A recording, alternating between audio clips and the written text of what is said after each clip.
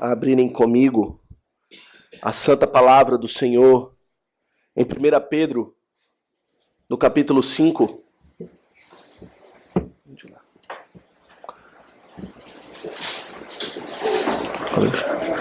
1 Pedro, capítulo 5, nós estamos fazendo exposição sequenciada desta carta, chegando lentamente, mas chegando ao final. E embora o apóstolo esteja aqui fazendo conclusões e encerrando assim toda a lição que ele tem nos ensinado na sua carta, são lições preciosíssimas que devemos ponderar com toda calma para que possamos ser fortalecidos pela palavra do Senhor. Nós vamos ler do verso 5 até o verso de número 11. 1 Pedro 5 até o verso de número 11. Porém, vamos considerar hoje os versos 10 e 11.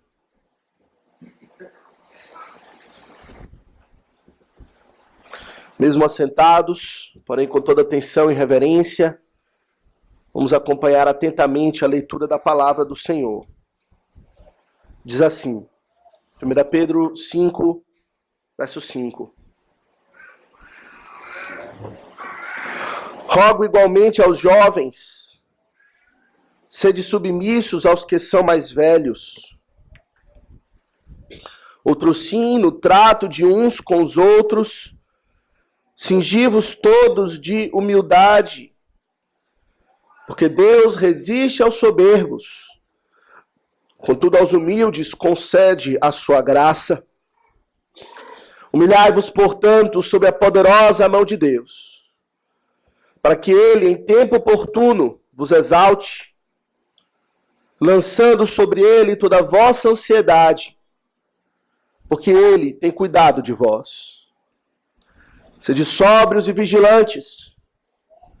O diabo, vosso adversário, anda em derredor, como leão que ruge, procurando alguém para devorar.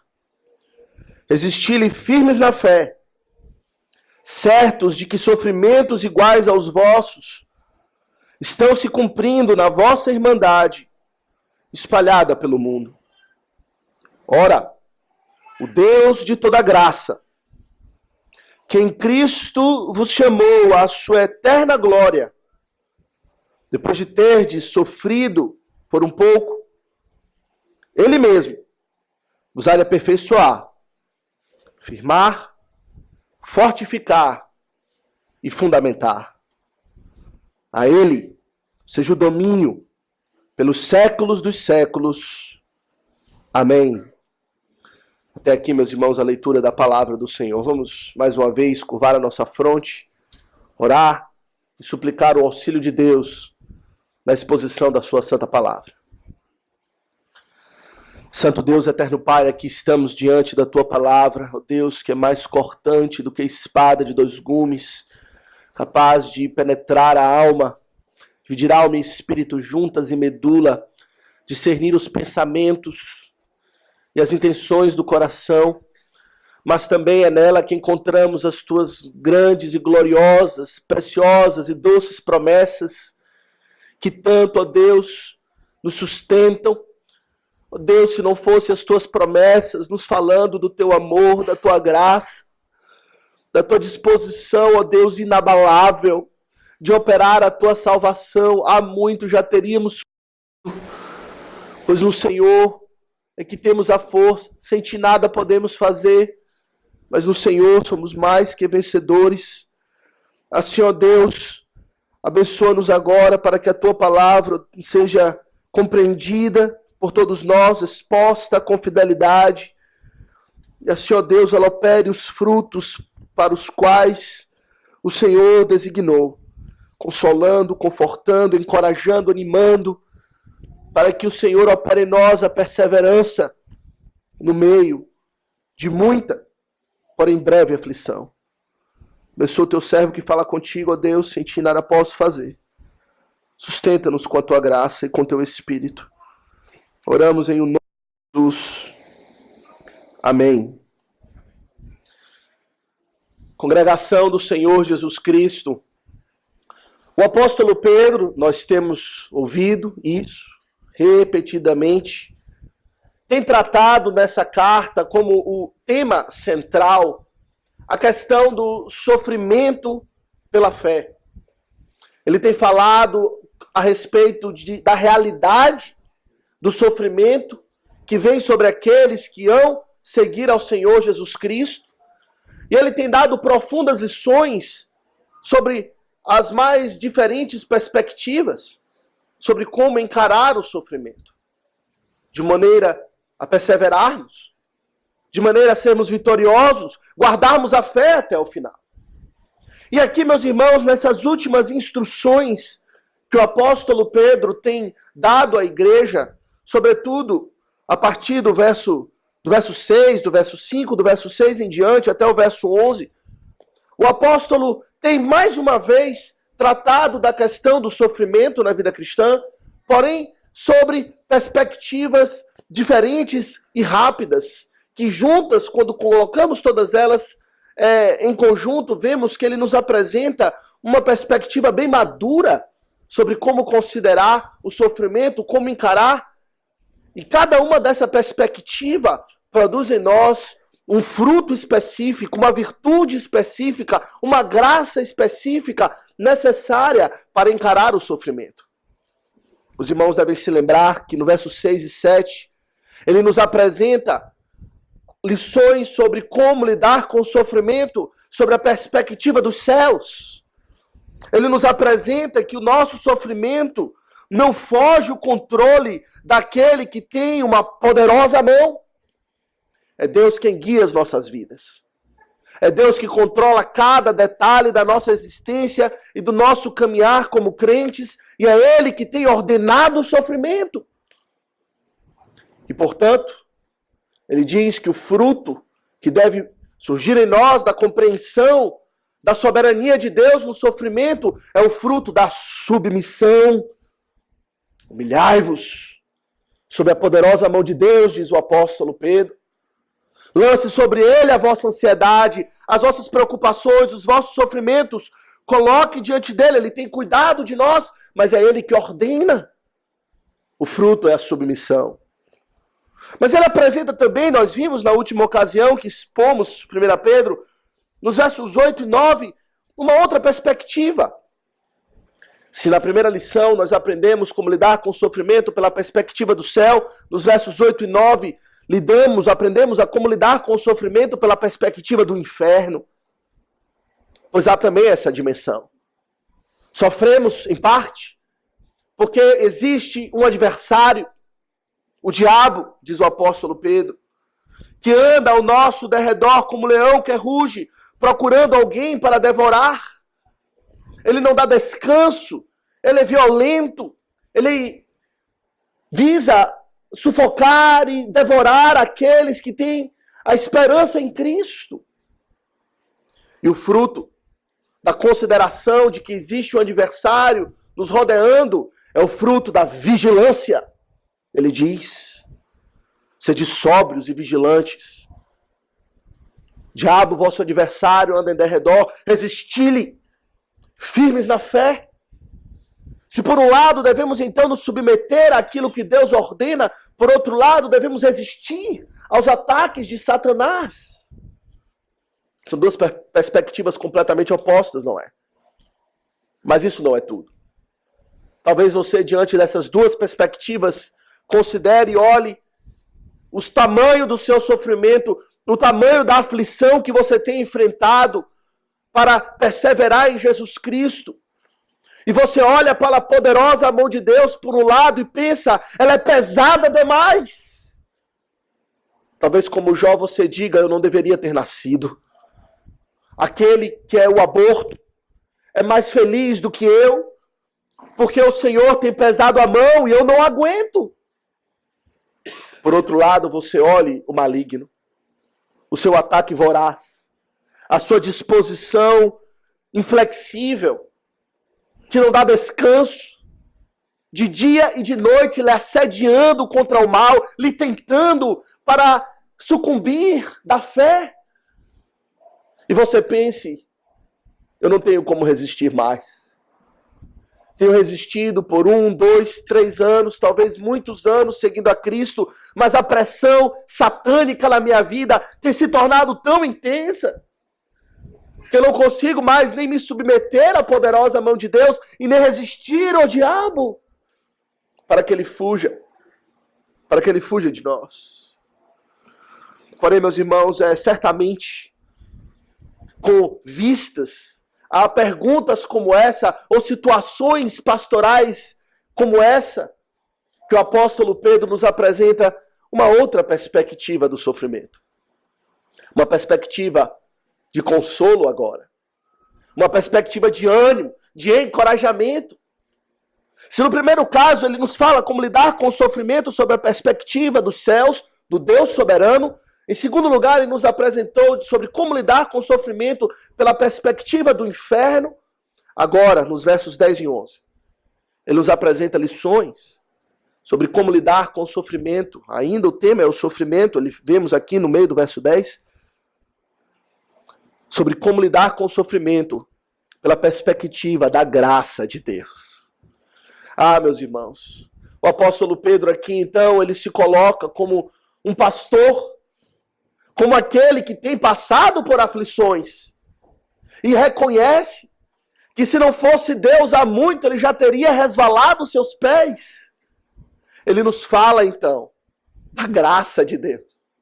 A graça de Deus que o capacita a perseverar, que dá a ele forças para se submeter à mão de Deus e resistir ao diabo e perseverar até o fim. Assim, meus irmãos, então, queremos considerar essa passagem em 1 Pedro 5, dos versos 10 e 11, sobre esse tema, lidando com o sofrimento pela perspectiva da graça consoladora, fortalecedora de Deus. Lidando com o sofrimento pela perspectiva da graça de Deus. E, meus irmãos, o que o apóstolo Pedro, então, agora passa a nos apresentar são gloriosas, preciosas promessas da parte de Deus. Para que quando olhemos para o sofrimento, olhemos para a perseguição, possamos compreender que não estamos sós. Veja que o tema é ainda o sofrimento. Ele diz, veja no verso 10, ora, o Deus de toda graça, que em Cristo vos chamou à sua eterna glória, depois de terdes sofrido por um pouco. Terdes sofrido por um pouco.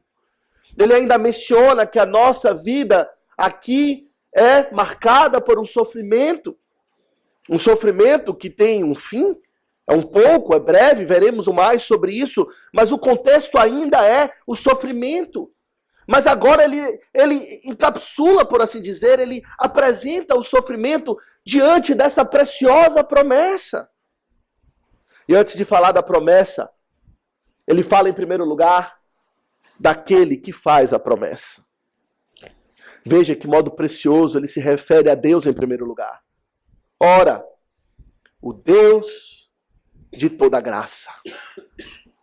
O Deus de toda graça. Meus irmãos, que descrição preciosa, doce, consoladora para a alma, a respeito do Deus que nós servimos. E ele faz isso para que alcancemos grande confiança naquele que há de fazer a promessa. A promessa, qualquer promessa que é feita, só tem valor se aquele que faz a promessa tem capacidade para sustentar as suas palavras. Nós, como pais, não é, crianças? Por vezes somos limitados naquilo que podemos fazer. Às vezes até esquecemos as nossas limitações e passamos a prometer coisas que vão além da nossa capacidade de cumprir. E por vezes falhamos com as nossas promessas, pois somos pecadores, somos limitados daquilo que podemos fazer. Mas assim o apóstolo Pedro, então, ele nos apresenta que Deus, ele é o Deus de toda graça, para que possamos confiar nele. Que título maravilhoso. A palavra de Deus sempre apresenta para nós Deus com seus vários títulos, para que alcancemos confiança. Por vezes ele é descrito na palavra de Deus como o Deus dos exércitos. É um título que nos traz confiança na sua força para executar a sentença proferida contra a oposição de exércitos mil. Ele é o Deus dos exércitos. Por vezes ele se apresenta para nós como Deus que é santo, para comunicar para nós o horror que ele tem ao pecado. Por vezes ele se apresenta para nós como Deus da aliança, o Deus de Abraão, o Deus de Isaac, o Deus de Jacó, para comunicar a nós a respeito da sua fidelidade ao pacto que ele firmou e há de cumprir e perseverar até o final. Mas aqui, meus irmãos, ele apresenta-se para nós como Deus de toda graça. O que quer dizer o Deus de toda graça? Meus irmãos, em primeiro lugar, vemos que o que ele diz respeito aqui é a respeito da salvação. É a graça salvífica. É a graça que está em Deus, que quando aplicada, quando dispensada da sua parte, produz os efeitos salvíficos naqueles que recebem a sua graça. O apóstolo Paulo, em Efésios 2, verso 8, ele diz que é pela graça que sois salvos. E isso não vem de vós, é dom de Deus, é mediante a fé, é aquilo que Deus nos dá. E, meus irmãos, se não fosse pela graça, jamais seríamos salvos. Essa é a distinção da fé bíblica, não é? Da fé protestante, da fé reformada, sola gratia. Somos salvos somente pela graça de Deus, porque ele se apiedou de homens pecadores, imerecidos de qualquer bênção da sua parte e incapazes de fazer qualquer coisa por si mesmos para que obtessem algum progresso na fé, quiçá a salvação.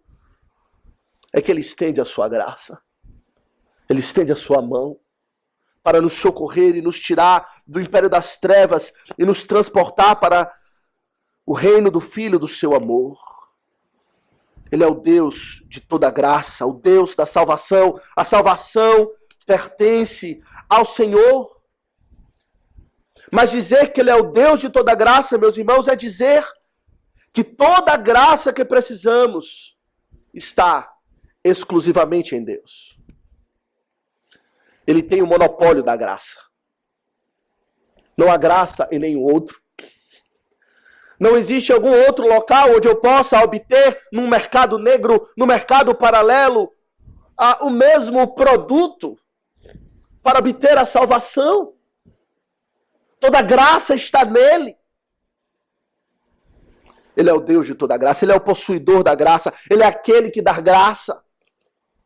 Se precisamos de graça para viver, para alcançar os céus, para sermos salvos ao final, para experimentarmos a glorificação, não há outro que possa prover para nós aquilo que é necessário. Só nele encontraremos graça. Ele é o Deus de toda graça. Mas como Deus de toda graça, em terceiro lugar, significa que a graça é tudo o que precisamos. Ele tem o monopólio da graça. E a graça para nós é suficiente. O que precisamos mais, além da graça de Deus? Será que temos alguma outra necessidade que seja absolutamente real, sem a qual estamos perdidos, além da graça do Senhor? A graça do Senhor é tudo que precisamos, não é? O Senhor, meus irmãos, ele é o Deus dos impossíveis. Ele não é apenas o Deus de toda graça, mas é o Deus que pode operar todas as coisas. Ele pode nos fazer ricos, da noite para o dia. Ele pode nos fazer fortes e saudáveis, da noite para o dia. Nos dá bens, felicidade terrena, temporal, alegrias e prazeres. Mas não é nada disso que precisamos. E temos real necessidade. Ele pode todas essas coisas. Mas o que verdadeiramente necessitamos, e unicamente, é a sua graça.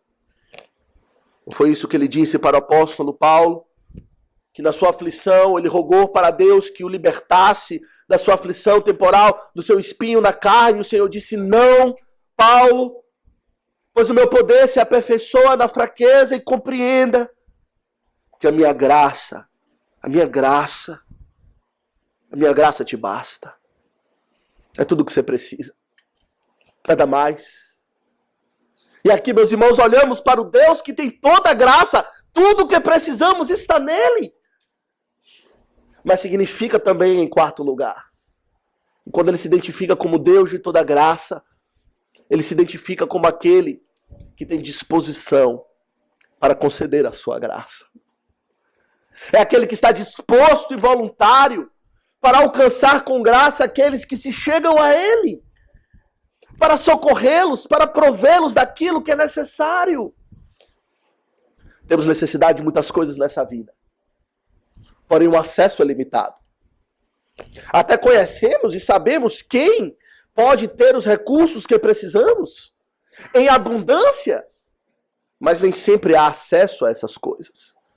Nem sempre aqueles que detêm os recursos estão dispostos a compartilhar, estão dispostos a entregar e a dispensar as suas benesses, os recursos que ele tem para socorrer a outros. Mas o Deus de toda graça é o Deus disposto, voluntário, desejoso a agraciar pecadores que se chegam a ele. Meus irmãos, que confiança isso deve produzir em nós. Confiança na sua promessa, no meio das aflições, das lutas, das perseguições, do sofrimento. O que você precisa é de graça. E aqui está o Deus que se identifica como Deus que tem o monopólio da graça, que está disposto a entregar para aqueles que se chegam a ele. E ele apresenta para nós, meus irmãos, aqui em segundo lugar, duas manifestações bem claras da graça de Deus.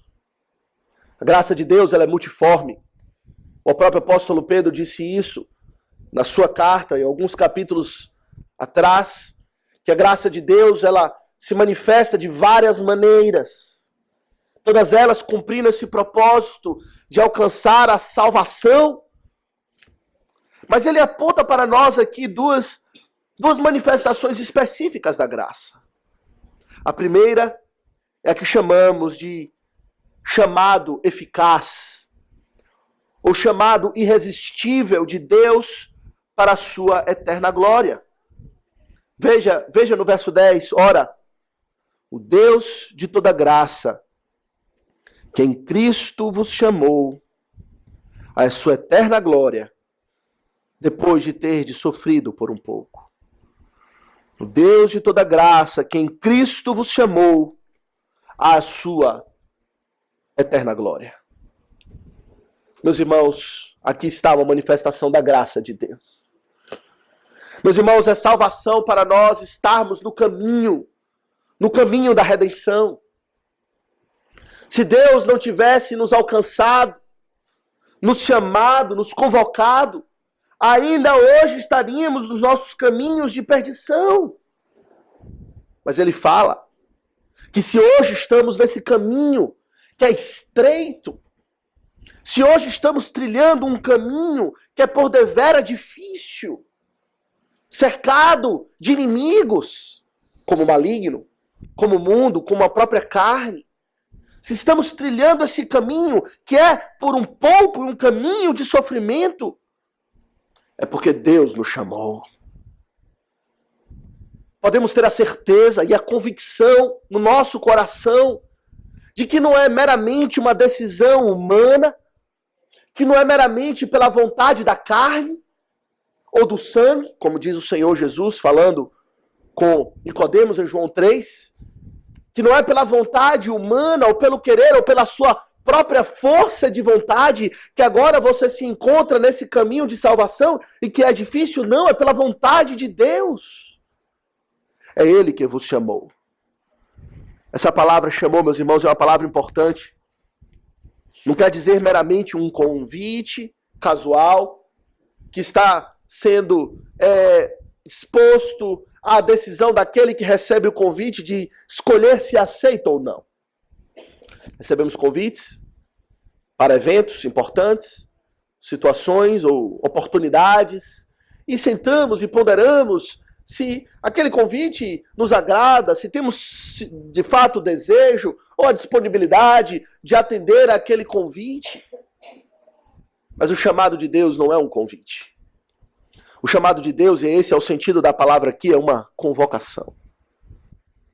É uma convocação da parte de Deus, que não nos dá opção para escolhermos não aceitar ou não responder positivamente à sua convocação. É uma convocação divina, e ai daquele que disser não. Ela vem de duas maneiras para nós. Ela vem por meio da chamada externa do pregador. Quando a palavra é anunciada, o Senhor, como ele diz em Atos, ele ordena a todos os homens, em todos os lugares, que se arrependam dos seus pecados, creiam em Cristo e se acheguem a Ele. Esse é um chamado que estende-se a todas as pessoas. Por meio da pregação do Evangelho, da evangelização, o Senhor está convocando homens ao arrependimento, ordenando-os a que creiam em Jesus Cristo. Mas há um outro aspecto desse chamado, que é aquilo que, de fato, é uma manifestação especial da graça de Deus, ao qual o apóstolo Pedro se refere, que é o chamado interno. O chamado externo vem pela voz do pregador, daquele que anuncia o Evangelho em nome de Deus, mas o chamado interno é aquele que é operado pelo Espírito Santo, que pega as palavras do pregador fiéis, a palavra revelada nas Escrituras, e com grande poder e de forma irresistível, ele aplica aos corações dos homens, e os chama, e os arrasta, e os atrai com cordas de amor de forma irresistível para abraçarem o caminho da salvação. Meus irmãos, que graça, não é? Saber que o Espírito Santo ele vem e nos arrebata o coração e trabalha em todo o nosso ser. Ele convence a nossa mente a respeito das maravilhas de Deus, da nossa condição de pecado. Ele trabalha na nossa vontade, nos inclinando para buscar o Senhor. Ele trabalha nas nossas afeições, para que venhamos a sentir a dor do pecado e amor por Deus. Ele trabalha em todo o nosso ser, nos atraindo irresistivelmente ao Senhor, para que possamos responder a esse chamado gracioso. Meus irmãos, se não fosse pela graça de Deus, jamais estaríamos salvos. É Ele que nos chamou das trevas, diz o apóstolo Pedro, no seu 2º capítulo, no verso 9. É Ele que nos convocou das trevas para a sua maravilhosa luz. Mas Ele fez isso em Cristo, não é isso que Ele diz? Ora, o Deus de toda graça que em Cristo vos chamou. Que partícula importante e central, que o apóstolo Pedro não poderia se furtar aqui de salientar, que a graça de Deus ela é manifestada a nós, meus irmãos, e operada a nós por meio da obra do Senhor Jesus Cristo. É um chamado que vem a nós por meio da compreensão de quem era o Senhor Jesus Cristo, a sua pessoa, a sua obra, de que Ele é o único mediador entre Deus e os homens. Não há graça fora de Cristo. Não há salvação, não há chamado para sermos salvos, para sermos libertos do império das trevas, fora da compreensão clara e da confiança de fé da pessoa e da obra do Senhor Jesus Cristo. Ah, meus irmãos, como é vital conhecê-lo. Eu lhe pergunto, você conhece o Senhor Jesus Cristo? Você o conhece na clareza do entendimento, da doutrina, da sua pessoa? Que Ele é o Deus homem, o Verbo de Deus que se encarnou e manifestou a graça e a verdade, como diz João, cheio de graça conhece a sua vida santa, que não cometeu pecado algum, diz o apóstolo Pedro no capítulo 2, verso 22. E porque ele viveu santamente, nós temos um perfeito substituto para nós, para nos perdoar os pecados. Você conhece o seu sofrimento vicário, daquele que morreu pelos pecados, diz o apóstolo Pedro. Morreu uma única vez, para que tivéssemos o perdão. Você conhece o seu sangue precioso, que Pedro diz lá no capítulo 3, no capítulo 1, verso 18 e 19. O seu sangue precioso, como de cordeiro, sem defeito e sem mácula, mais precioso do que o ouro perecível, mas que nos limpa e nos lava de todo pecado. Você conhece o poder da sua ressurreição, que é a garantia que temos de que Ele é vitorioso e que, estando unidos a Ele pela fé, também temos a certeza de que um dia ressuscitaremos. Você conhece Jesus Cristo, a pedra que vive, como diz o apóstolo Pedro no capítulo 2, verso 4.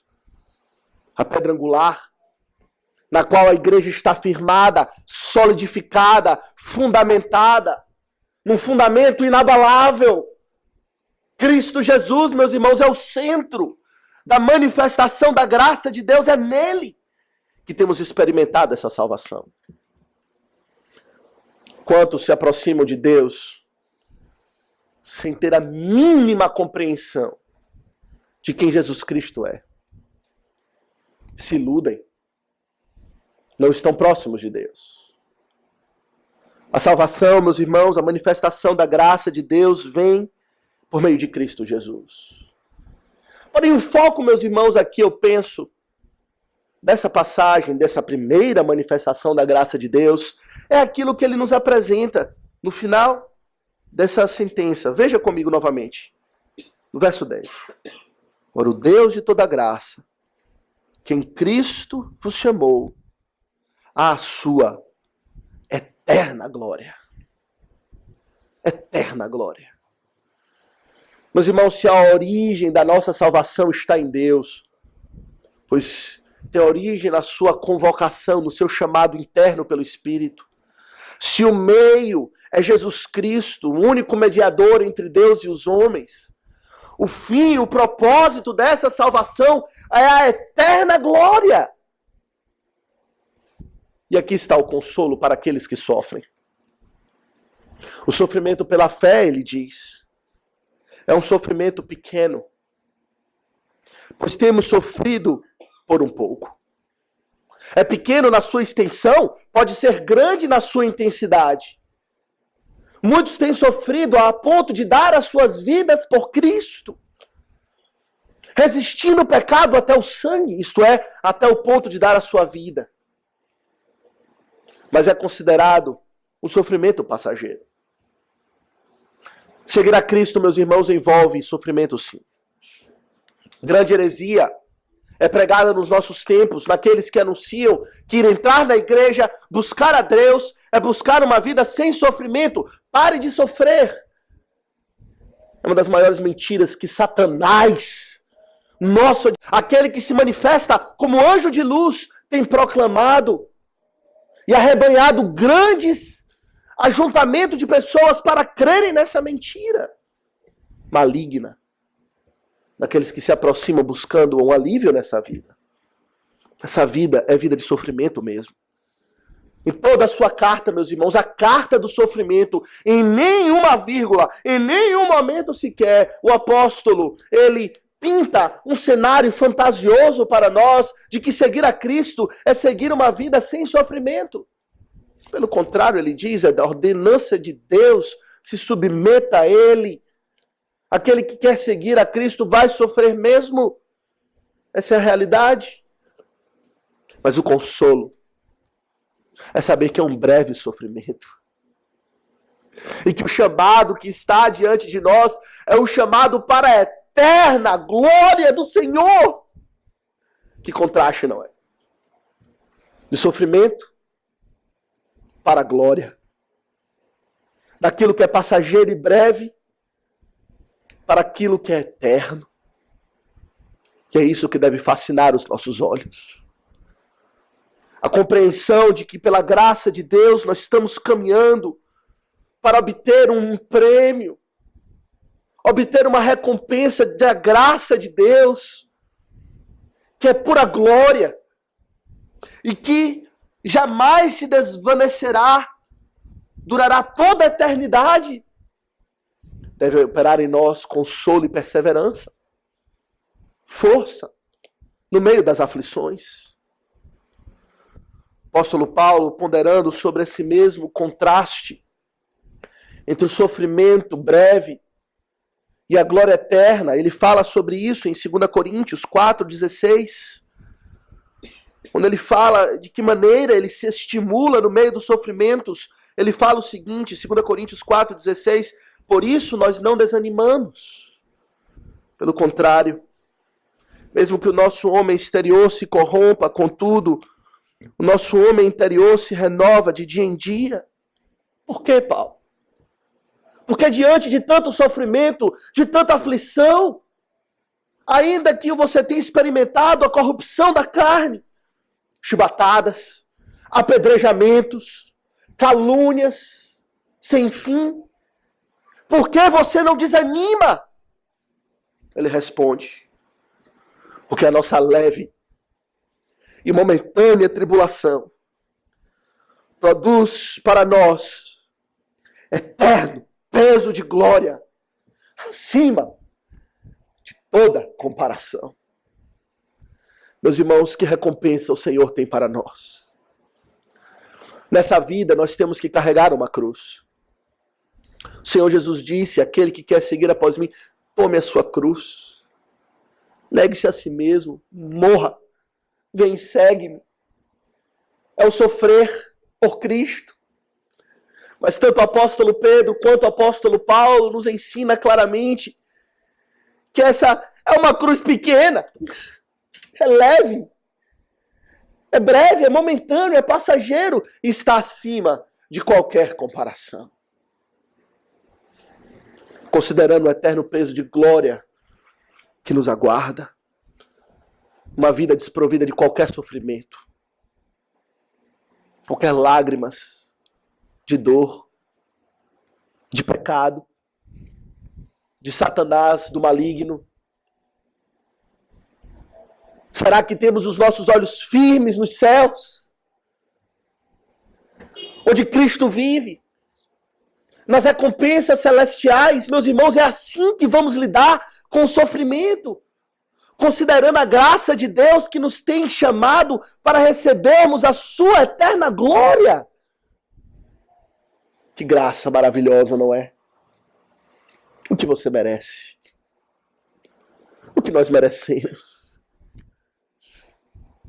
Independente do que nós merecemos, pois tudo Ele lançou em Cristo, haveremos de receber a sua eterna glória. Eu lhe pergunto, qual o valor que você dá à eternidade? Que valor você dá à vida eterna? Ah, meus irmãos, esse é o nosso problema, esse é o nosso perigo. O perigo que corremos é perder de vista a graciosa glória eterna por causa de breve sofrimento presente. Sempre que você estiver sofrendo, irmão, lembre-se da graça de Deus. Ou será que somos imediatistas?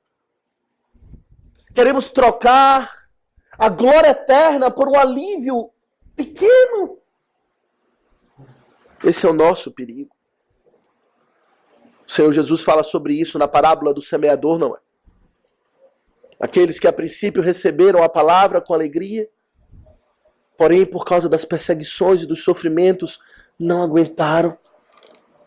Desejaram o alívio imediato de ser perseguido pela identificação com Cristo, a obter o prêmio glorioso de uma vida frutífera em Jesus Cristo. Meus irmãos, nos céus os tesouros divinos não se corrompem. A traça não come, a ferrugem não corrói. E são esses tesouros que devemos cobiçar com grande ambição. Tesouros eternos. Eu lhe pergunto, que valor você dá à eternidade? Você vive para o presente. Então você é o maior dos miseráveis dessa vida, diz o apóstolo Paulo. Se sua esperança se resume às coisas dessa vida, se os alívios e recompensas que você busca são dessa vida, eu lhe digo, a palavra de Deus diz, você é um miserável. O foco está na esperança. Mas talvez você diga, pastor, que de fato é uma grande glória. Mas o meu problema, pastor, não é uma falta de apreço por essas coisas. De fato, eu reconheço que a glória eterna, como o Senhor tem apresentado pela palavra de Deus, ela é de fato gloriosa. De fato, ela é acima de qualquer comparação. Porém, eu não aguento. O problema não está na glória eterna. De fato, ela é gloriosa. O problema está na minha força. Eu não consigo perseverar. Eu não consigo continuar até o fim, debaixo do peso da poderosa mão de Deus e dos ataques de Satanás. Porém, meus irmãos, o Deus que servimos é o Deus de toda graça. É o Deus que nos chamou e é o Deus que há de nos sustentar até o fim. Não é isso que ele diz?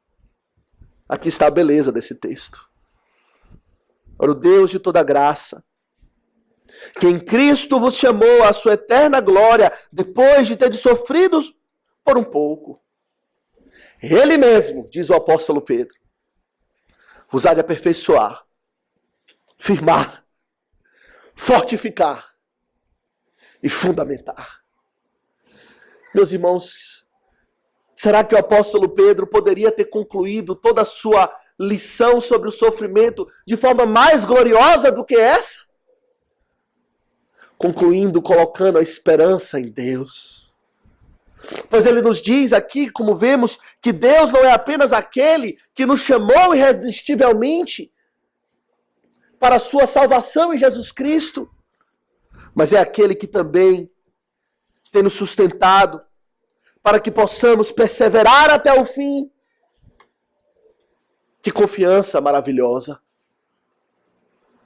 Ele diz, ele mesmo, é que vos há de aperfeiçoar.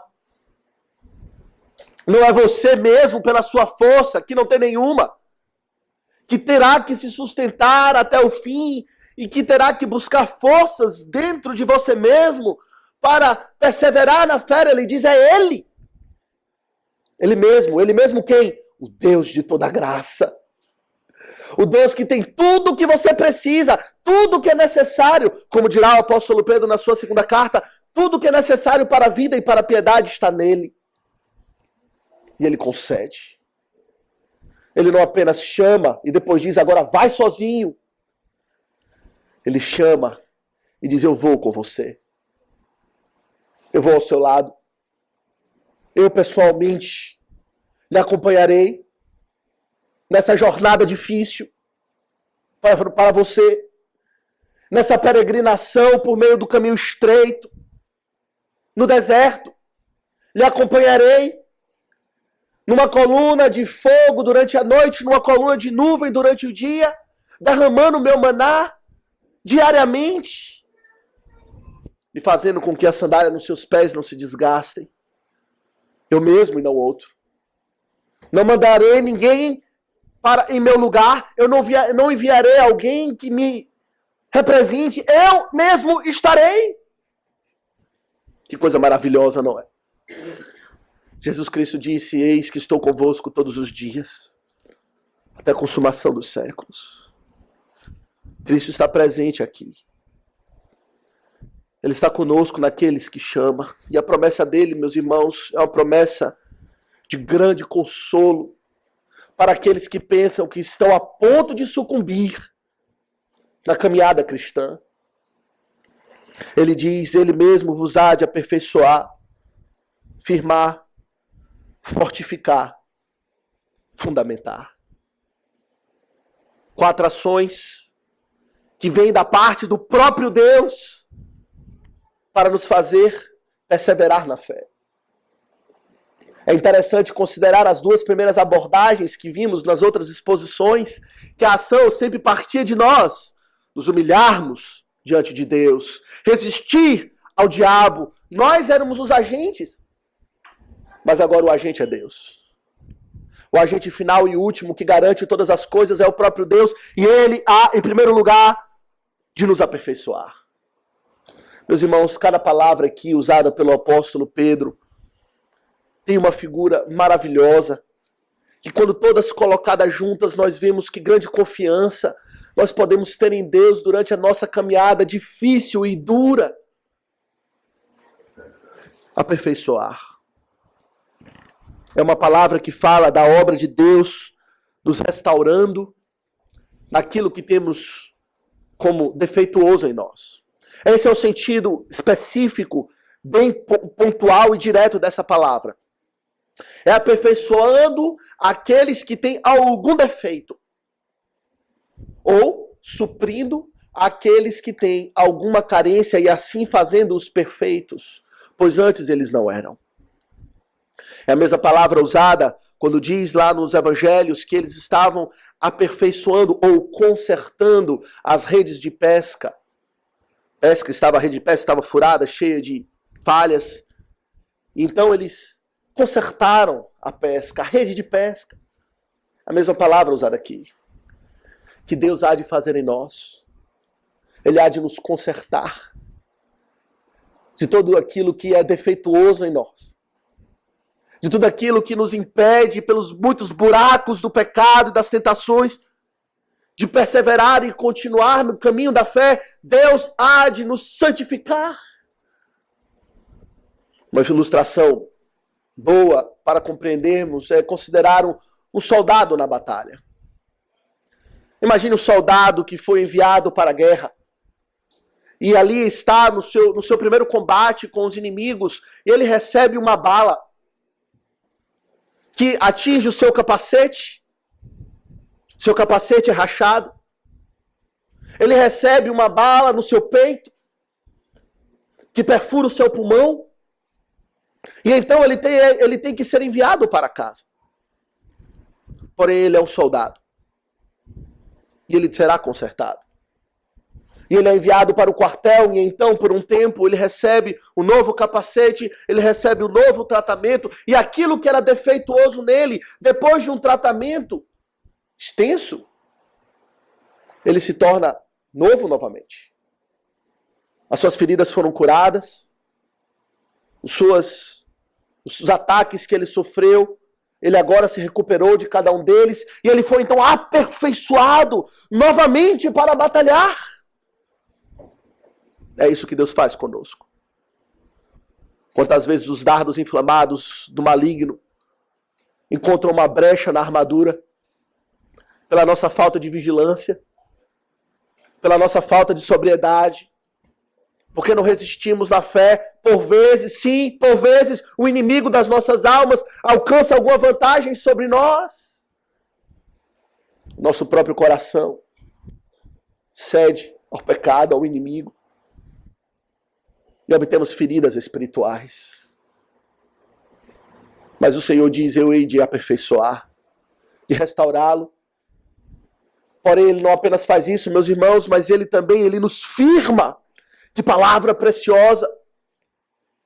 Imagina esse soldado que recebeu uma bala no peito, quase morre com uma bala na cabeça, porém um capacete lhe preservou. Ele foi para o quartel e agora ele está sendo tratado e ele recebe todos os curativos, todas as medicações, e depois de alguns meses ele é curado fisicamente da sua enfermidade e agora ele é enviado de volta para o campo de batalha, porém ele volta com grande trauma.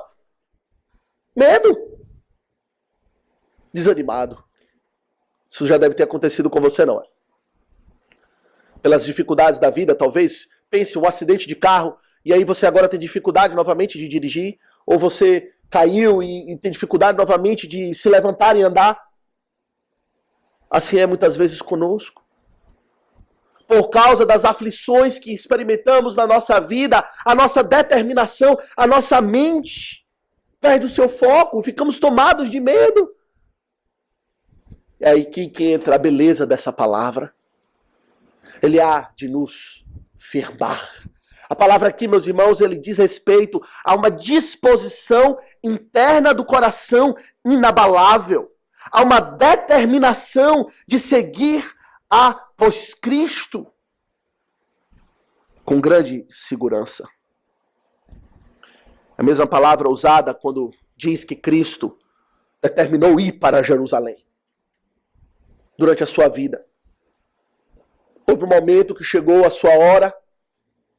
Ele sabia que era a hora da sua crucificação. E então ele se firmou na mente para caminhar até Jerusalém e ser entregue aos seus opositores e ser crucificado. E o ponto daquela palavra com respeito a Cristo é que nada iria demovê-lo daquele caminho. Pois ele estava firmado na sua mente. E é isso que Deus promete fazer conosco. Não apenas curar as nossas feridas, que muitas vezes vêm sobre nós pelo ataque do pecado de Satanás, mas também nos dando a determinação de seguir após Cristo. Você cai, levanta. Não desisto. Eu caio de novo por algum descuido meu, por algum pecado que cometi. Porém, eu persevero. Esse é aquilo que o apóstolo falou quando ele disse que ele não desanima.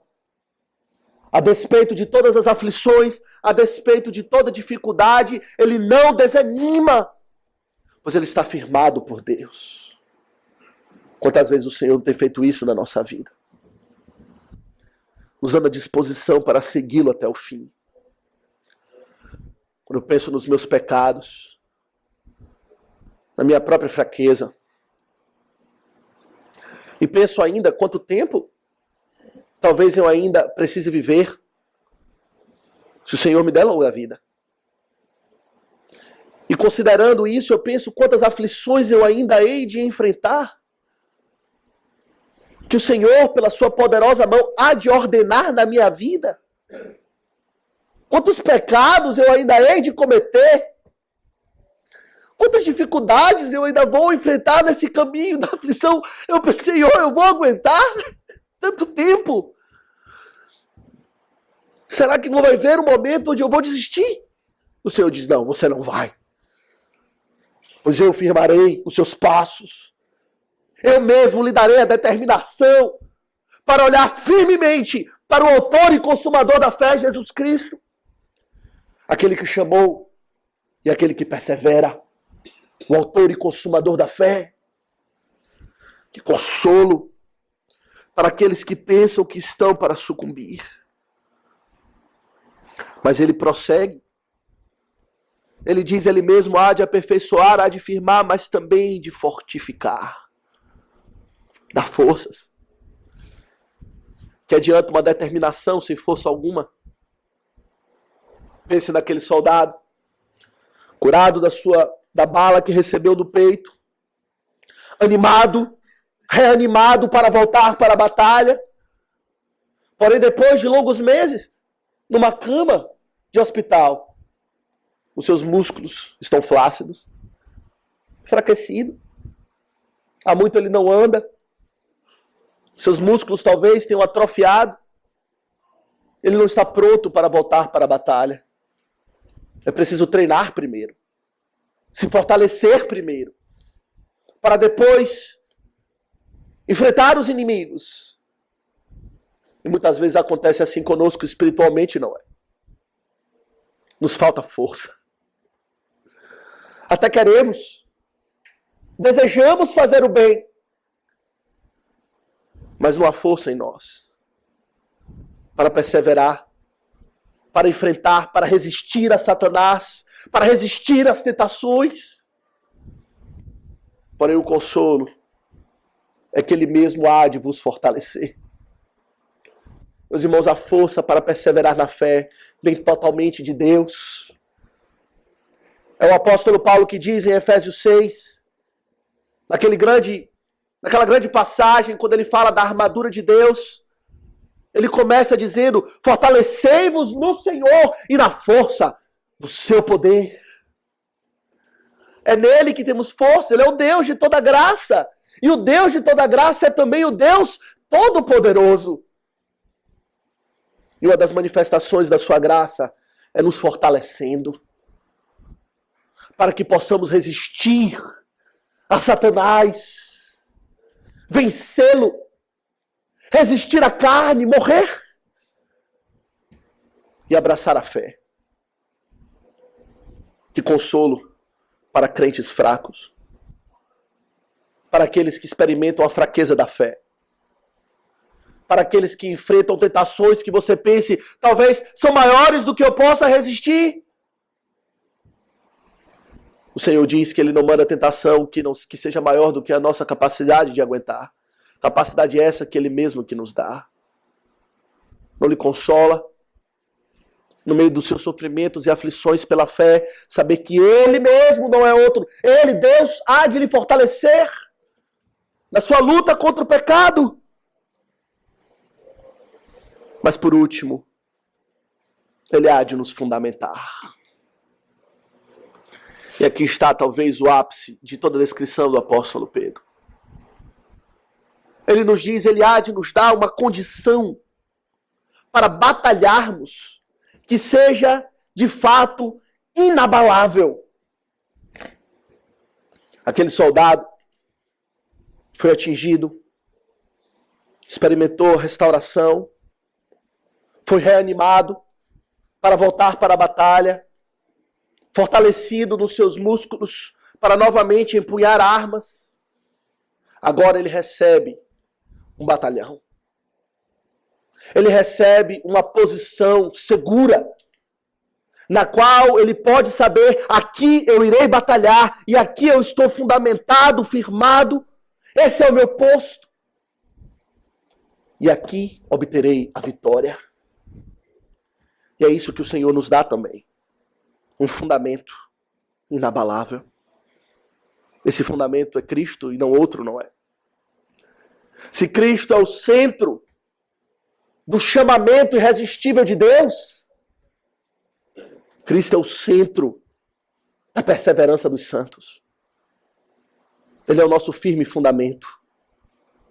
Ele é a pedra angular, a pedra que vive, na qual toda a igreja está edificada, firmada, fundamentada, arraigada, nele alicerçados. O Senhor Deus, eu lhes dou meu filho, para eles acompanharem em todas as suas lutas, em todas as suas batalhas. Que consolo saber que estamos batalhando com Cristo ao nosso lado. Aliás, seguindo adiante de nós, à nossa frente, um capitão mais corajoso e valente. Como podemos resistir a Satanás, meus irmãos? Sem Cristo. Pela nossa própria força. Como podemos resistir à carne e ao mundo? Nós, homens fracos, pequenos, patéticos, nas nossas realizações. Sem Ele, nada podemos fazer. Mas fundamentados em Jesus Cristo, somos confiantes, mais que vencedores, ousados.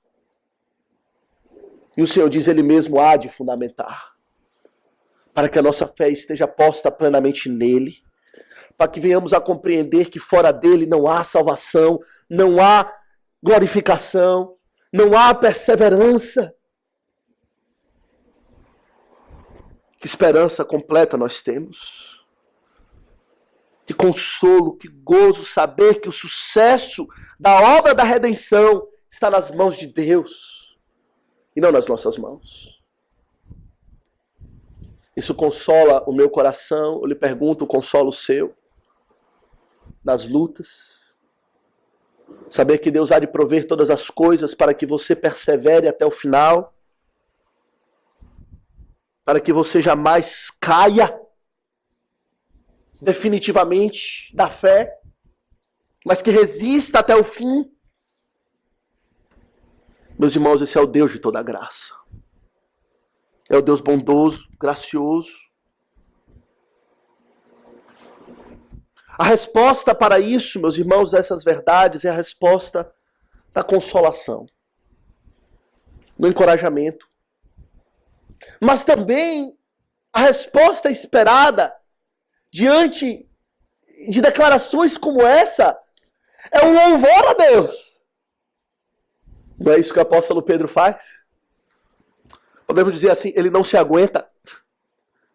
E diante dessas verdades, ele mesmo exclama no verso 11, a ele, ao Deus de toda graça, ao Deus que me aperfeiçoa, me firma, me fortifica, me fundamenta, a ele que sem ele há muito eu já teria sucumbido, a ele seja o domínio pelos séculos dos séculos. Amém. Essa é a resposta do louvor. O apóstolo Pedro, meus irmãos, é aquele que sabe, por experiência própria, todas essas coisas. Ele é aquele que por um tempo ele não se submeteu à poderosa mão de Deus, quando rejeitou o sofrimento na vida. Quando Cristo falou sobre o sofrimento que haveria de vir sobre ele mesmo, Cristo, o Senhor Jesus, o apóstolo Pedro disse para Jesus, de modo algum, Senhor, nada disso jamais lhe acontecerá. Ele não se sujeitou debaixo da poderosa mão de Deus. O apóstolo Pedro é aquele que sabe a dor dos dardos inflamados de Satanás. Quando por um tempo ele não foi sóbrio e vigilante em oração com Cristo no Getsêmani e se tornou então presa de Satanás e veio a negá-lo. Mas o apóstolo Pedro sabe por último o que é a perseverança de Deus para com ele. Pois Cristo mesmo, naquele no qual hoje nós estamos fortificados e fundamentados, é quem disse para ele, Pedro, Pedro, Satanás lhe requereu para lhe peneirar como Pedro, como trigo. Mas eu intercedi por vós, para que a sua fé jamais desfalecesse. E assim foi que aconteceu. O Senhor esteve com Pedro, intercedeu por Pedro, orou por Pedro, fortaleceu, aperfeiçoou, fortificou, curou as suas feridas, restaurou a Pedro pelo seu muito amor. E por isso Pedro não pode ser tão indiferente a essa verdade. Uma verdade que é doce na sua própria vida, que ele experimentou de forma tão poderosa, e que agora ele responde não apenas com encorajamento e consolo, mas com louvor ao Deus da sua vida. Pois se não fosse ele, teria sido devorado, se não fosse por Deus e Cristo, pela sua perseverança, por ele mesmo, como Deus de toda graça, operando para sustentar-lhe a fé, ele já teria sido devorado por Satanás. E por isso ele louva o Deus que tem todo o domínio. Será que louvamos a Deus com essa disposição? Esse é o Deus de toda graça. Porém, meus irmãos, por último, na aplicação, é preciso considerar que o Deus de toda graça dispõe a sua graça para os humildes. Não é isso que ele disse no verso 5? No final do verso 5 ele deixa claro que Deus resiste aos soberbos, contudo aos humildes ele concede toda a sua graça. Talvez você pense, essas promessas são preciosas, como eu obtenho essas promessas? Como eu me garanto e sei que Deus vai agir assim na minha vida? Se humilhando diante dele. E essa humilhação envolve reconhecer que você é um pecador miserável, homem mau, inimigo de Deus, que quebrou a sua lei, muitas vezes. Mas envolve também dizer que sem Deus nada pode fazer. E que você precisa de Cristo, o único mediador entre Deus e os homens. Reconhecer que não há salvação em nenhum outro, isso é humildade. O contrário disso é soberba. E a soberba não encontra a graça de Deus, mas a resistência de Deus. E horrível coisa é cair nas mãos do Deus vivo. É experimentar não o seu cuidado, o seu fortalecimento, o seu aperfeiçoamento, a sua fortificação, mas experimentar a força da sua resistência. Não existe ponto de neutralidade, percebe? Não existe como ficar indiferente em cima do muro. Ou você é alvo de toda a graça de Deus em Cristo Jesus, que Ele chamou para a sua eterna glória e que Ele mesmo há de lhe sustentar até o fim e você há de experimentar a perseverança dos santos. Ou Deus é o seu inimigo. Irá lhe resisti-lo até o final. E você experimentará os horrores da ira de Deus. Que o Senhor opere em nós o arrependimento e a humildade, para nos aproximar desse Deus gracioso e experimentarmos assim a sua completa salvação. Que o Senhor nos abençoe. Amém.